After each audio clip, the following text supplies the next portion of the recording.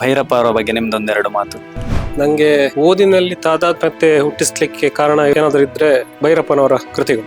ವಂಶವೃಕ್ಷ ನಾನು ಓದಿದ್ರಲ್ಲಿ ನನಗೆ ಬಹಳ ಹಿಡಿಸಿ. ಇಡೀ ಜಗತ್ತು ಕನ್ನಡದ ಕಡೆಗೆ ನೋಡುವಂತೆ ಮಾಡಿದಂತ ಒಬ್ಬ ಕಾದಂಬರಿಗಾರರು ಬಹುಶಃ ನಮ್ಮಂತ ಅನೇಕ ಸಾಹಿತಿಗಳಿಗೆ ಪೂರಕವಾಗಿ ಬೆಳೆಯಲಿಕ್ಕೆ ಕಾರಣೀಕೃತವಾದವರು. ಅವರ ತತ್ವಗಳನ್ನ ಅರಿತುಕೊಂಡು ಮುಂದೆ ಹೋಗ್ಬೇಕನ್ನೋ ನನ್ನ ಅನಿಸಿಕೆ. ತಿರುವು ಒಂದು, ಆ ತಿರುವು ನಮ್ಮ ಹೃದಯವನ್ನೇ ಬದಲಾಯಿಸ್ತದೆ.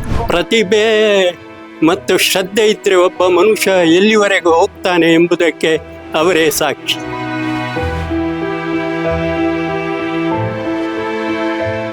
ನಂಗೆ ಓದಿನಲ್ಲಿ ತಾದಾತ್ಮ್ಯತೆ ಹುಟ್ಟಿಸ್ಲಿಕ್ಕೆ ಕಾರಣ ಏನಾದರೂ ಇದ್ರೆ ಭೈರಪ್ಪನವರ ಕೃತಿಗಳು. ಅಂದರೆ ಈಗಿನ ಟೈಮಲ್ಲಿ ನಿಮಗೆ ಒಂದು ಪುಸ್ತಕ ತೆಗೆದು ಎಷ್ಟೊತ್ತು ಓದ್ಲಿಕ್ಕೆ ಆಗ್ತದೆ, ಕಂಟಿನ್ಯೂಸ್ ತುಂಬ ಡಿಸ್ಟರ್ಬೆನ್ಸ್ ಇರುತ್ತೆ. ಈಗಿನ ಕಾಲದಲ್ಲೂ ಕೂಡ ಭೈರಪ್ಪನವರ ಯಾವುದೇ ಒಂದು ಕೃತಿಯನ್ನು ನಾವು ತೆಗೆದು ಓದಲಿಕ್ಕೆ ಕೂತ್ರೆ ರಾತ್ರಿ ಇಡೀ ಕೂತು ಓದಿದ್ರು ಕೂಡ ಒಂದು ರೀತಿ ನಾವು ಅದರಲ್ಲಿ ಚಿಂತನೆಗೆ ಹಚ್ಚುವಂಥ ಏನಾದರೂ ಕೃತಿಗಳನ್ನು ನಾನು ಓದಿದ್ರೆ ಅದು ಖಂಡಿತವಾಗಿ ಅಂತಹ ಶ್ರೇಷ್ಠ ಸಾಹಿತಿಗಳಲ್ಲಿ, ಕಾದಂಬರಿಕಾರರಲ್ಲಿ ಕೆಲವರಲ್ಲಿ ಭೈರಪ್ಪ ಕೂಡ ಒಬ್ಬರು ಅಂತ ಹೇಳಿಕ್ಕೆ ನಾನು ಇಷ್ಟಪಡ್ತೇನೆ. ಮತ್ತು ಅವರು ಕಾದಂಬರಿಕಾರರು ಅಂತ ಹೇಳಿದ ಕೂಡ ಒಂದು ಮನೋರಂಜನೆ ಅಂತ ಸಾಮಾನ್ಯವಾಗಿ ಜನ ಒಂದು ಮನೋರಂಜನೆಗೆ ಹೋಗ್ತಾರೆ ಅಂತ ಹೇಳಿ. ಆದರೆ ಇವರು ಚಿಂತನೆಗೆ ಹಚ್ಚುವ ಹಾಗೂ ಸಾಮಾಜಿಕವಾಗಿ ಒಂದು ಪ್ರಭಾವವನ್ನು ವಿಶಾಲ ಭಾರತದುದ್ದಕ್ಕೂ ಅವರ ಕೃತಿಗಳು ಅಂದರೆ ಕೇವಲ ಕನ್ನಡಕ್ಕೆ ಸೀಮಿತ ಆಗಿಲ್ಲ. ಸುಮಾರು 14 ಭಾಷೆಗಳಿಗೆ ಅವರ ಹಲವು ಕಾದಂಬರಿಗಳು ಭಾಷಾಂತರ ಕೂಡ ಆಗಿರುವಂಥದ್ದು ಹಿಂದಿ ಮುಖ್ಯವಾಗಿ. ಹಾಗೆ ಭಾರತದಾದ್ಯಂತ ಅವರ ಪ್ರಭಾವವನ್ನು ಬೀರಿದ್ರು. ಹಾಗಾಗಿ ಅವರಿಗೆ ಸರಸ್ವತಿ ಸಮ್ಮಾನಂತಹ ಒಂದು ಶ್ರೇಷ್ಠ ಪುರಸ್ಕಾರ ಕೂಡ ಲಭಿಸಿತ್ತು. ಹಾಗಾಗಿ 94 ವರ್ಷದ ಭೈರಪ್ಪ ಅವರು ಬಹಳಷ್ಟು ಪ್ರಭಾವವನ್ನು ನಮಗೆ ಎಲ್ಲರಿಗೆ ಬೀರಿದ್ದಾರೆ. ನಮ್ಮ ಮುಂದಿನ ಜನಾಂಗ ಕೂಡ ಅವರ ಈ ಪುಸ್ತಕಗಳನ್ನು, ಕೃತಿಗಳನ್ನು ನಿರಂತರವಾಗಿ ಓದುವ ಮೂಲಕ ಅವರ ತತ್ವಗಳನ್ನು ಅರಿತುಕೊಂಡು ಮುಂದೆ ಹೋಗಬೇಕನ್ನೋ ನನ್ನ ಅನಿಸಿಕೆ. ಅವರ ಕಾದಂಬರಿ ಹಲವು ಓದಿದ್ದೇನೆ. ಅದರಲ್ಲಿ ವಂಶವೃಕ್ಷ ನಾನು ಓದಿದ್ರಲ್ಲಿ ನನಗೆ ಭಾಳ ಹಿಡಿಸಿತು. ಅಂದರೆ ಆ ವಂಶವೃಕ್ಷದ ಬಗ್ಗೆ ಆ ಶಾಸ್ತ್ರಿ ಬಹಳ ಕಾಳಜಿ ವಹಿಸ್ತದೆ. ಮಗಳಿಗೆ ಹೊಡೆಯುವುದುಂಟು, ಅನ್ಯ ಇದು ಲವ್ ಮಾಡಿದ್ದಿ ಅಂತ ಹೇಳಿ, ಹೀಗೆಲ್ಲ. ಕೊನೆಗೆ ತಿರುವು ಒಂದು, ಆ ತಿರುವು ನಮ್ಮ ಹೃದಯವನ್ನೇ ಬದಲಾಯಿಸ್ತದೆ. ಒಮ್ಮೆ ಈ ಕತೆ ಮುಗ್ದ್ರೆ ಸಾಕು ಆಗ್ತದೆ, ತಾತ್ಸಾರದಿಂದಲ್ಲ, ಅದು ಮನಸ್ಸಿಗೆ ಬಂದು ನಾಡ್ತದೆ. ಜೀವಂತ ಪಾತ್ರಗಳು, ಯಾವುದೇ ಪಾತ್ರ ಅದು ಜೀವಂತವಾಗಿರುತ್ತದೆ. ಅಲ್ಲಿ ಏನಾಗ್ತದೆ, ಒಂದು ಕಾಗದ, ಹಳೆಯ ಪೆಟ್ಟಿಗೆಯಲ್ಲಿ ಒಂದು ಕಾಗದ ಸಿಗ್ತದೆ.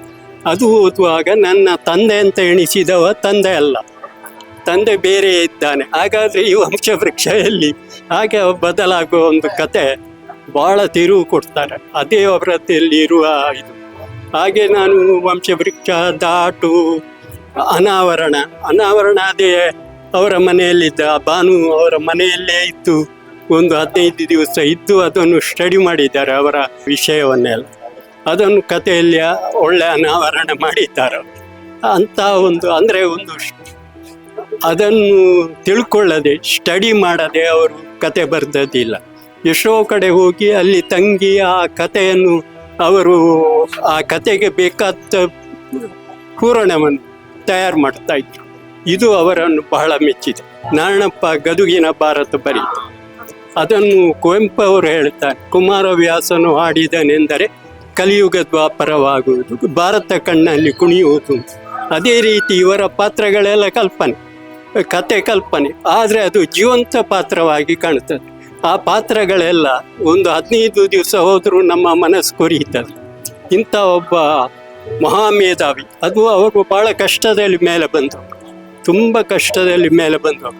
ಪ್ರತಿಭೆ ಮತ್ತು ಶ್ರದ್ಧೆ ಇದ್ದರೆ ಒಬ್ಬ ಮನುಷ್ಯ ಎಲ್ಲಿವರೆಗೂ ಹೋಗ್ತಾನೆ ಎಂಬುದಕ್ಕೆ ಅವರೇ ಸಾಕ್ಷಿ.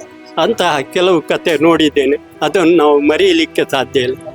ಒಬ್ಬ ಕಾದಂಬರಿ ಸಾರ್ವಭೌಮ, ಈಗ ಶ್ವರಂ ಕಾರಂತರ ಅವರದ್ದು ಬೇರೆ ರೀತಿ, ಇನ್ನು ತಾರಾಸು, ಆನಕೃಷ್ಣ ರಾವ್ ಅವರದ್ದು ಬೇರೆ, ಇವರದ್ದು ಒಂದು ಬೇರೆ ರೀತಿಯದು. ಅದರಲ್ಲಿ ಫಿಲಾಸಫಿ ಎಲ್ಲವೂ ಬರ್ತದೆ. ಆದ ಕಾರಣ ನಾನು ಅದನ್ನು ಬಹಳ ಮೆಚ್ಚಿದ್ದೇನೆ. ಕಾದಂಬರಿ ಕ್ಷೇತ್ರದಲ್ಲಿ ಕನ್ನಡದಲ್ಲಿ ಇಡೀ ಜಗತ್ತು ಕನ್ನಡದ ಕಡೆಗೆ ನೋಡುವಂತೆ ಮಾಡಿದಂಥ ಒಬ್ಬ ಕಾದಂಬರಿಗಾರರು ಬಹುಶಃ ನಮ್ಮಂತ ಅನೇಕ ಸಾಹಿತಿಗಳಿಗೆ ಪೂರಕವಾಗಿ ಬೆಳೆಯಲಿಕ್ಕೆ ಕಾರಣೀಕೃತವಾದವರು. ಬಹಳ ಮುಖ್ಯವಾಗಿ ಏನು ಅಂತ ಹೇಳಿದ್ರೆ, ಅವರ ಕಾದಂಬರಿಗಳು ವೈಯಕ್ತಿಕ ಜೀವನ, ಸಾಮುದಾಯಿಕ ಜೀವನ ಫಿಲಾಸಾಫಿಕಲ್ ಜೀವನ ಮತ್ತು ರಾಜಕೀಯ ಜೀವನವನ್ನು ಪ್ರತಿಬಿಂಬಿಸ್ತದೆ. ಒಂದು ರೀತಿಯಲ್ಲಿ ಆ ನೆಲೆಯಲ್ಲಿ ಆಲೋಚನೆ ಮಾಡಬೇಕು ಅಂತ ಹೇಳಿಕೊಟ್ಟ ಭೈರಪ್ಪ ಅವರು ಇವತ್ತು ಅಗಲಿದ್ದಾರೆ. ಅವರಿಗೆ ನುಡಿ ನಮನ, ನಮಸ್ಕಾರಗಳು.